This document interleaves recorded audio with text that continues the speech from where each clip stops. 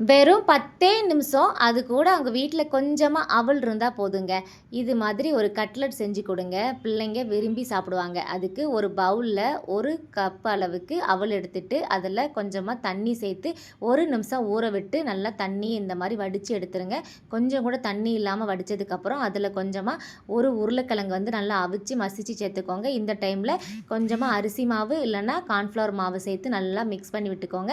தேவையான அளவு உப்பு, கொஞ்சமா மிளகாத்தூள், அதுக்கப்புறம் கரம் மசாலா, அப்புறம் நறுக்கி வச்ச வெங்காயம், கொஞ்சமாக பச்சை மிளகா, கொத்தமல்லி தழை இதெல்லாம் சேர்த்து நல்லா மிக்ஸ் பண்ணிக்கோங்க. கட்டியே இல்லாமல் சூப்பராக மிக்ஸ் பண்ணதுக்கப்புறம் இந்த மாதிரி குட்டி குட்டி ஃபிங்கர் மாதிரி கையில் வச்சு உருட்டி எடுத்துக்கோங்க.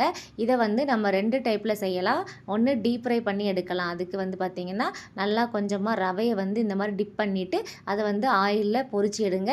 இல்லை ஆயில் ரொம்ப வேண்டாம் அப்படின்னு சொன்னால் தோசை தவாவில் அப்படியே லைட்டாக எண்ணெய் சேர்த்து கொஞ்சமாக 2 பக்கமும் சுட்டு எடுத்தீங்கன்னு வச்சுக்கோங்களேன், வெளியில் க்ரன்ச்சியாகவும் உள்ள சாஃப்டாகவும் இருக்கக்கூடிய அவல் கட்லட் வந்து ரெடி ஆயிருங்க. ஸ்கூல் போயிட்டு டயர்டாக வர குழந்தைங்களுக்கு மறக்காமல் ட்ரை பண்ணி கொடுங்க. ரொம்ப ஈஸியாகவும் இருக்கும், ரொம்ப ஹெல்த்தியாகவும் இருக்கும். இதே மாதிரி ஈஸி ரெசிபி வேணும் அப்படின்னு சொன்னால் ஃபார் மை பாய்ஸ் சேனலை ஃபாலோ பண்ணிக்கோங்க.